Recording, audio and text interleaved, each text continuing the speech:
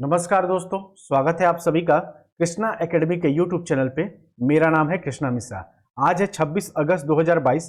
तो आज के हम लोग कुछ महत्वपूर्ण करंट अफेयर्स को देखेंगे और लास्ट में हम लोग कुछ इंपॉर्टेंट करंट अफेयर का जनवरी से लेकर जुलाई तक के कुछ इंपॉर्टेंट करंट अफेयर का रिवीजन भी करेंगे। तो चलिए, आज के करंट अफेयर का हमारा पहला क्वेश्चन है कि भारत ने यूनेस्को की अमूर्त सांस्कृतिक विरासत सूची में अंकित करने के लिए किस नृत्य शैली को नामांकित किया है? तो गरबा नृत्य शैली को नामांकित किया है। ठीक है, इसका आंसर क्या हो जाएगा? गरबा नृत्य शैली। यानी कि भारत ने नृत्य के रूप में गरबा को यूनेस्को की अमूर्त सांस्कृतिक विरासत सूची में अंकित करने के लिए नामांकित किया है और 2021 में दुर्गा पूजा को यूनेस्को की अमूर्त सांस्कृतिक विरासत प्रतिनिधि में शामिल किया गया था। ठीक, भारत को जुलाई 2022 में अमूर्त सांस्कृतिक विरासत की सुरक्षा के लिए 2003 के कन्वेंशन की विशिष्ट अंतर सरकारी समिति की सेवा करने के लिए यूनेस्को द्वारा चुना गया था। हमारा अगला प्रश्न है कि इंडिया क्लीन एयर समिट का चौथा संस्करण किस शहर में आयोजित किया जा रहा है? तो यह बेंगलुरु में आयोजित किया जा रहा है। यानी कि इंडिया क्लीन एयर समिट यानी कि ICAS का चौथा संस्करण 23 अगस्त 2022 को बेंगलुरु में शुरू हुआ है। इसका आयोजन centre for air pollution studies और centre for study of science, technology and policy द्वारा किया गया है। इस 4 दिवसीय शिखर सम्मेलन में वैश्विक विशेषज्ञ वायु प्रदूषण और वायु परिवर्तन को हल करने के लिए एक एकीकृत दृष्टिकोण पर चर्चा करेंगे। और इस वर्ष की थीम क्या है? तो इस वर्ष की थीम है the right to life, citizens and the centre of science है। ठीक है, हमारा अगला प्रश्न है कि यूनाइटेड किंगडम में भारत के अगले उच्चायुक्त के रूप में किसे नियुक्त किया गया है? तो यह विक्रम दुराई स्वामी को नियुक्त किया गया है। ठीक है, आप इसे याद रखेंगे। यानी कि 1992 के भारतीय विदेश सेवा के अधिकारी विक्रम दुराई स्वामी को यूनाइटेड किंगडम में भारत के अगले उच्चायुक्त के रूप में नियुक्त किया गया है। वह 30 जून 2022 को सेवानिवृत्त हुई गायत्री ईश्वर कुमार का स्थान लेंगे। किसका स्थान लेंगे? तो यह गायत्री ईश्वर कुमार का स्थान लेंगे। और दुराई स्वामी वर्तमान में बांग्लादेश के भारत के उच्चायुक्त हैं। ठीक, और अब ये स्थान, ये बांग्लादेश के भारत के उच्चायुक्त होने के बाद अब ये अपना स्थान छोड़ रहे हैं। तो इनका स्थान कौन ग्रहण करेगा? तो प्रणय कुमार वर्मा को बांग्लादेश में भारत का अगला उच्चायुक्त नियुक्त किया गया है। ठीक है, आप इसे याद रखेंगे। हमारा अगला प्रश्न है कि भारत किस राज्य सरकार ने 2022 में छात्रवृत्ति प्रदान करने के लिए ब्रिटिश उच्चायोग के साथ एक समझौते पर हस्ताक्षर किए हैं? तो आप बताएंगे झारखंड सरकार ने ऐसा किया है। ठीक है, यानी कि झारखंड सरकार ने 23 अगस्त 2022 को ब्रिटिश उच्चायोग के साथ एक समझौते पर हस्ताक्षर किया है। राज्य में पिछड़े वर्ग के 5 मेधावी छात्र को सेवनिंग मारंग गोमके जयपाल सिंह मुंडा छात्रवृत्ति प्रदान करने के लिए समझौते पर हस्ताक्षर किए गए हैं। ठीक है, और यह छात्रवृत्ति यूके में 1 वर्षीय मास्टर डिग्री यानी कि यूके में 1 वर्षीय मास्टर डिग्री प्रदान करने के लिए पूर्ण वित्तीय सहायता प्रदान करेगा। अगर आपसे क्वेश्चन पूछा जाएगा कि भारत में ब्रिटिश उच्चायुक्त कौन है? तो एलेक्स एलिल है। कौन है? एलेक्स एलिल है। ठीक, चलिए, हमारा अगला इंपॉर्टेंट प्रश्न है कि किस समूह ने नई दिल्ली टेलीविजन लिमिटेड यानी कि एनडीटीवी का फुल फॉर्म क्या है? नई दिल्ली टेलीविजन लिमिटेड। तो किस समूह ने नई दिल्ली टेलीविजन लिमिटेड यानी कि एनडीटीवी में 29.2% हिस्सेदारी का अधिग्रहण किया है? तो यह अडानी समूह ने किया है। ठीक है, यानी कि अडानी समूह ने कहा कि वह नई दिल्ली टेलीविजन लिमिटेड यानी कि एनडीटीवी में बहुमत हिस्सेदारी का अधिग्रहण करना चाहता है।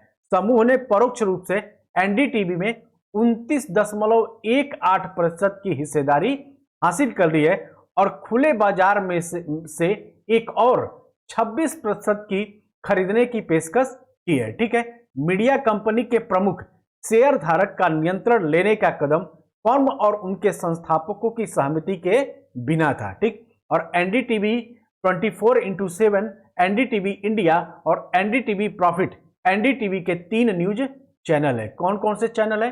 तो एनडीटीवी 24/7, ठीक, एनडीटीवी इंडिया और एनडीटीवी प्रॉफिट, एनडीटीवी के 3 न्यूज चैनल है, आप इसे भी याद रखेंगे। चलिए, हमारा अगला प्रश्न है कि किस देश में विदेश मंत्री डॉक्टर एस जयशंकर प्रसाद ने अगस्त 2022 में भारतीय दूतावास का उद्घाटन किया है?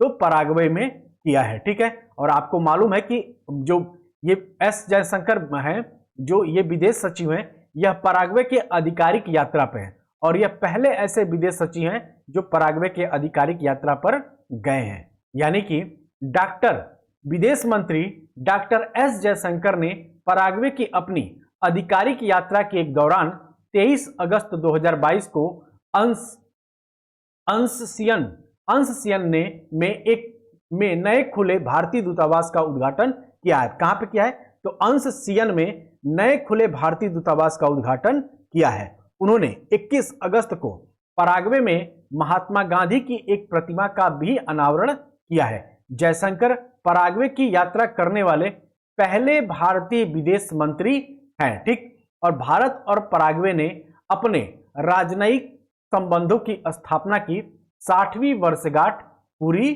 कर ली है। यानी भारत और पराग्वे की जो आधिकारिक जो राजनयिक संबंध है उसके 60 वर्ष पूरे हो चुके हैं। हमारा अगला इंपॉर्टेंट प्रश्न है कि शोधकर्ताओं की एक टीम ने भारत और किस देश में लंबी उंगलियों वाले चमगादड़ों की एक नई प्रजाति खोजी है? तो यह भारत और श्रीलंका में खोजी गई है, ठीक है। यानी कि शोधकर्ताओं की एक टीम ने भारत और श्रीलंका में लंबी उंगलियों वाले चमगादड़ों की एक नई प्रजाति की खोज की है। इस प्रजाति का नाम है मिनीओप्टेरस। क्या नाम है? तो मिनीओप्टेरस फिलिप्सी रखा गया है। लंबी उंगलियों वाला चमगादड़ परिवार मिनीओप्टेरस से संबंधित और दुनिया भर में लगभग 40 प्रजातियों के एक बड़े समूह का हिस्सा है। इससे पहले मेघालय में छोटे अंगुलियों वाले चमगादड़ की एक नई प्रजाति ग्लिस्ट्रोपस मेघलायनस ने की भी खोज की गई थी, ठीक है। हमारा अगला प्रश्न है कि अगस्त 2022 में किस बीमा कंपनी ने इलेक्ट्रिक वाहनों ईवी के लिए one stop solution portal all things EV launch किया है?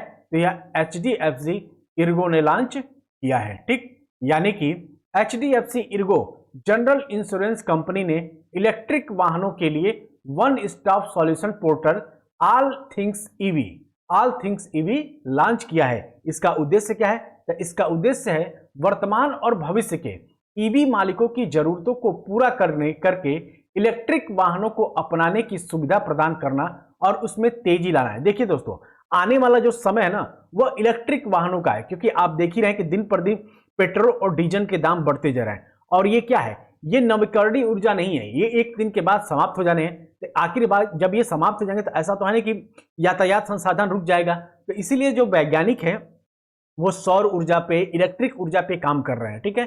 तो ईवी का मतलब क्या है? Electric vehicle. ईवी का फुल फॉर्म क्या होता है? तो इलेक्ट्रिक व्हीकल। तो आने वाला जो भविष्य है यह इलेक्ट्रिक व्हीकलों का है।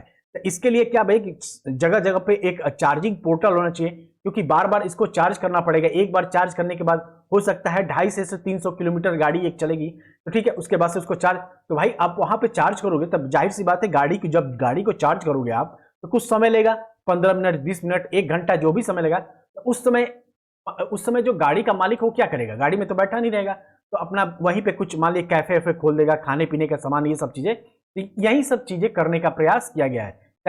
इसका उद्देश्य क्या है? ऑल थिंग्स ईवी का, तो वर्तमान और भविष्य के ईवी मालिकों की जरूरतों को पूरा करके इलेक्ट्रिक वाहनों को अपनाने की सुविधा प्रदान करना और उसमें तेजी लाना है। इस प्लेटफॉर्म में चार्जिंग स्टेशन पर स्टॉल बुकिंग, देखिए स्लॉट बुकिंग होगा, ठीक। उसी तरह सड़कों के किनारे सहायता दिया जाएगा, आरटीओ सेवाएं दी जाएंगी और ईवी समुदाय के निर्माण जैसी सुविधाओं का के साथ एक रोड मैप बनाया जाएगा। हमारा अगला प्रश्न है कि किस दिन को इंटरनॉट दिवस के रूप में मनाया जाता है? तो याद रखेंगे 23 अगस्त को इंटरनॉट दिवस के रूप में मनाया जाता है। देखिए दोस्तों, अब देखिए आपको कंफ्यूज नहीं होना, ये होता है इंटरनॉट दिवस। कब मनाया जाता है? तो 23 अगस्त को मनाया जाता है। कब मनाया जाता है? तो 23 अगस्त को। एक होता है इंटरनेट दिवस।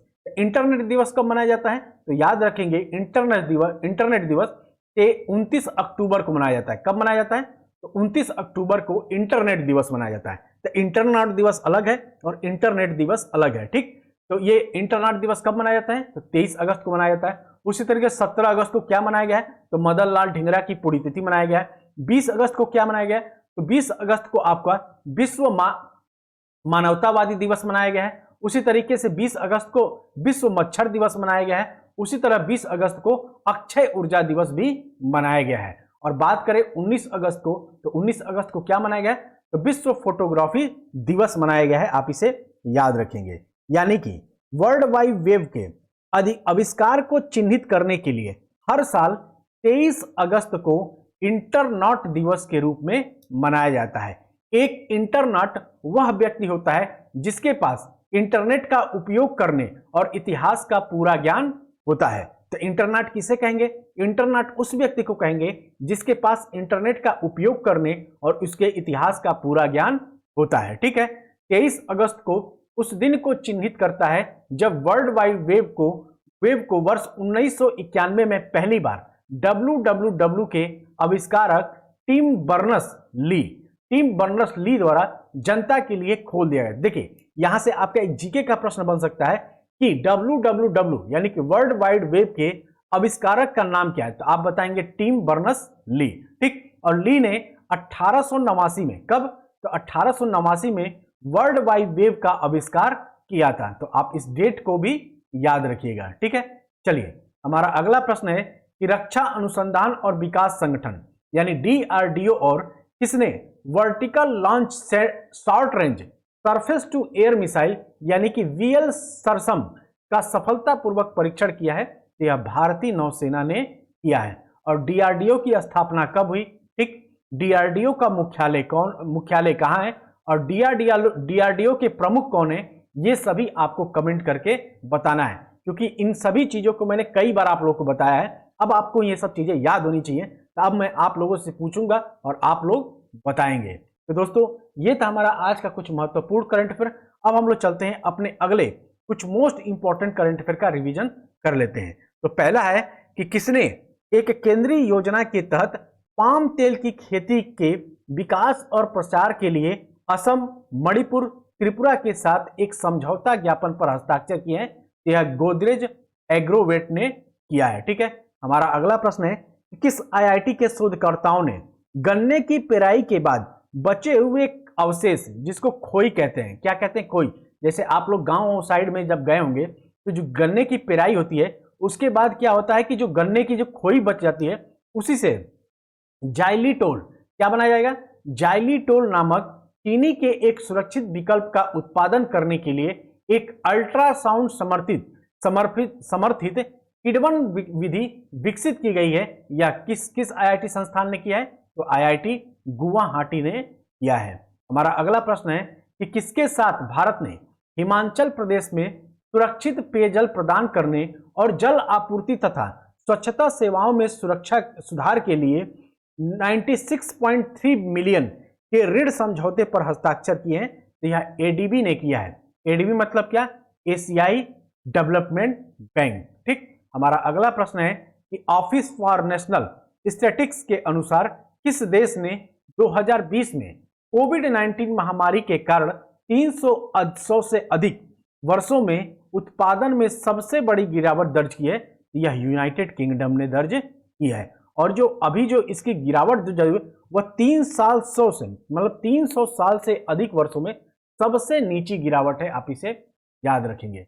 हमारा अगला प्रश्न है कि अगस्त 2022 में तेहरान में 14वीं एशियाई अंडर 18 चैंपियनशिप में भारतीय पुरुष वॉलीबॉल टीम ने किस टीम को 3-2 से हराकर कांस्य पदक जीता है? या कोरिया को हराकर जीता है। हमारा अगला प्रश्न है कि अगस्त 2022 में किस देश में सेना ने कर्नल अब्दुल्लाह माइगा को अंतरिम प्रधानमंत्री नियुक्त किया गया है? यह माली में नियुक्त किया गया है। हमारा अगला प्रश्न है कि प्रधानमंत्री नरेंद्र मोदी अगस्त 2022 में हरियाणा और पंजाब का दौरा करेंगे। वह मल्लापुर में कहां पर होमी भाभा कैंसर अस्पताल और अनुसंधान केंद्र को राष्ट्र को समर्पित करेंगे?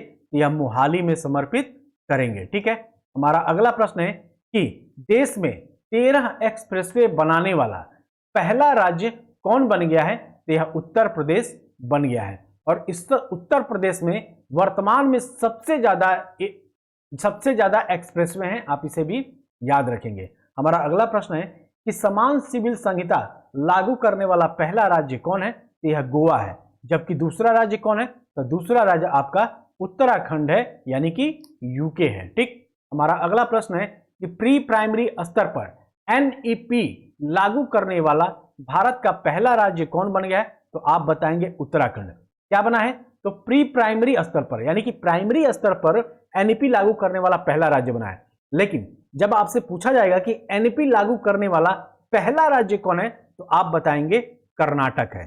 कौन है? तो कर्नाटक है। लेकिन अगर आपसे पूछेगा कि उच्च माध्यमिक स्तर पर एनईपी लागू करने वाला पहला राज्य कौन है, यह आपको कमेंट करके बताना है। ठीक। चलिए, हमारा अगला प्रश्न है कि किस देश ने भारत की आजादी की 75वीं वर्षगांठ पर 75 छात्रवृत्तियों की शुरुआत की है? तो यह ब्रिटेन ने शुरू किया है। ठीक है। हमारा अगला प्रश्न है कि यूरो को मुद्रा के रूप में अपनाने वाला दुनिया का 20वां देश कौन सा बन गया है? तो यह क्रोएशिया बन गया है। ठीक है।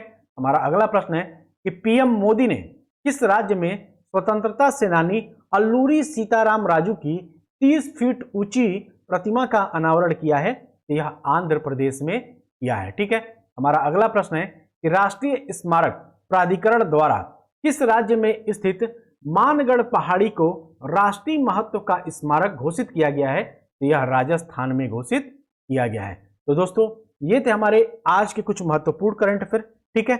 आप इसको बार बार पढ़ते रहिए। देखिए, जो मैं आपको टॉपिक वाइज करंट अफेयर पढ़ा रहा हूं वो तो आप पढ़ते ही रहिए, लेकिन टॉपिक वाइज जो मैं करंट अफेयर पढ़ाऊंगा उसमें एक साथ सभी, जैसे मैंने पढ़ाया कि प्रमुख नियुक्तियां, तो प्रमुख नियुक्तियों में मैंने एक साथ सभी प्रमुख नियुक्तियों को पढ़ाया। उसके बाद से मैंने क्या पढ़ाया? उसके बाद से मैंने पढ़ा कि भारत और देश के प्रथम राज्य, उसमें मैंने सभी कुछ एक चीजें। अब इतनी चीजों को याद आप तभी कर पाएंगे जब आप डेली उसका कुछ ना कुछ रिवीजन करें। इसीलिए मैं क्या करता हूं कि डेली करंट अफेयर इसलिए आपको देखना जरूरी है, क्योंकि आप डेली करंट अफेयर देखते रहेंगे ना तो उतना चीजों को एक बार में याद करने में कोई दिक्कत ही नहीं है। क्योंकि जो मेरा डेली करंट अफेयर जो देख रहा है उसको मोस्टली वो प्रमुख नियुक्तियां और भारत के प्रथम और विदेशों के प्रथम राज्य याद होंगे, मोस्टली याद होंगे। बस एक ही दो ऐसे होंगे जो आपके दिमाग से छिटका होगा कि लग रहा होगा कि नहीं याद था। ठीक है। तो वो भी याद हो जाएगा। इस तरीके से अगर आप पढ़ाएंगे डेली, जो पढ़ते रहिए कुछ ना कुछ, और कुछ जब हम लोग चैप्टर वाइज या टॉपिक वाइज पढ़ेंगे तब आपको चीजें और अच्छे से समझ में आने लगेगी। और यही पढ़ाई का सबसे बेस्ट तरीका होता है कि डेली आप कुछ ना कुछ पढ़ते रहिए, हफ्ते में उसको रिवीजन करिए या टॉपिक वाइज एक बार रिवीजन कर लेंगे तो आपके दिमाग में धीरे धीरे चीजें बैठ जाएंगी। तो चलिए फिर मिलते हैं अगली क्लास में। तब तक के लिए बहुत बहुत धन्यवाद। जय हिंद, जय भारत।